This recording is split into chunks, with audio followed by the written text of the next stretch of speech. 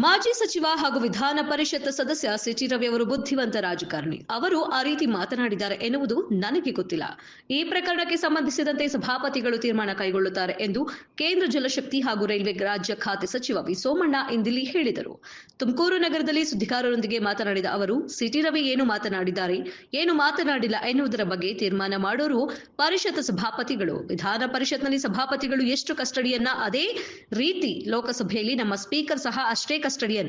ಹಾಗಾಗಿ ಸಭಾಪತಿಗಳೇ ತೀರ್ಮಾನ ಮಾಡುತ್ತಾರೆ ಎಂದರು. ಏನು ಸಿಟಿ ರವಿ ಅವರು ಏನು ಮಾತನಾಡಿದ್ದಾರೆ ಎಂಬುದು ನನಗೆ ಸರಿಯಾಗಿ ಗೊತ್ತಿಲ್ಲ. ಪತ್ರಿಕೆಗಳಲ್ಲಿ ಅವಾಚ್ಯ ಪದ ಬಳಕೆ ಮಾಡಿದ್ದಾರೆ ಎಂಬುದನ್ನು ಓದಿದ್ದೇನೆ. ಆದರೆ ರವಿ ಅವರನ್ನು ಇಡೀ ರಾತ್ರಿ ಪೊಲೀಸರು ಜೀಪಿನಲ್ಲಿ ಕೂರಿಸಿಕೊಂಡು ಸುತ್ತಾಡಿಸಿ ಮಾನಸಿಕ ಹಿಂಸೆ ನೀಡಿರುವುದು ಯಾವುದೇ ನಾಗರಿಕ ಸರ್ಕಾರಕ್ಕೆ ಗೌರವ ತರುವುದಿಲ್ಲ ಎಂದರು. ಚಿತ್ತೂರಿನ ಮನವಳ್ಳಿ ಸುಮಾರು ವರ್ಷದಿಂದ ಹಾಗೆ ಇತ್ತು. ಅದು ಕೂಡ 38 ಕೋಟಿನೇ ಅಷ್ಟು ಅದಾಗಿ ಅದು ಕೂಡ ಒಂದು ಆರೋಪಿ ಇದಾಗ್ತಾ ಇದೆ.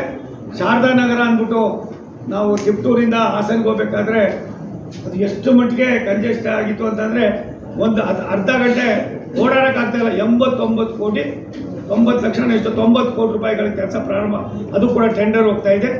ಅದು ಕೂಡ ಅವೆಲ್ಲವನ್ನು ಕೂಡ ನಾವು ಮಾಡ್ತೀವಿ. ಈ 17 ಆರೋಪಿಗಳನ್ನು ಕೂಡ ನಾವು ಮಾರ್ಫುಟ್ಟೆ ತೆಗೆದುಕೊಳ್ತಕ್ಕಂಥ ಕೆಲಸವನ್ನು ಮಾಡೋದಕ್ಕೆ ಈಗಾಗಲೇ ಮಾಡಿದ್ದೀವಿ. ಪೂರ್ತಿ ಕೆಲಸ ದುಡ್ಡನ್ನು ನಾವೇ ಮಾಡ್ತಾಯಿದ್ದೀವಿ.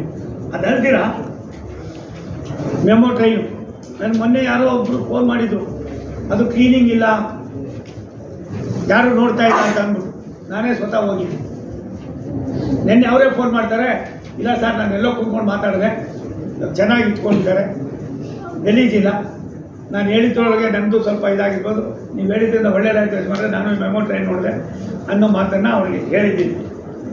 ಅದಲ್ದಿರ ನಾವೀಗಾಗಲೇ ವಂದೇ ಭಾರತ್ ನಿಲ್ಲಿಸಿದ್ದೀವಿ, ಮತ್ತು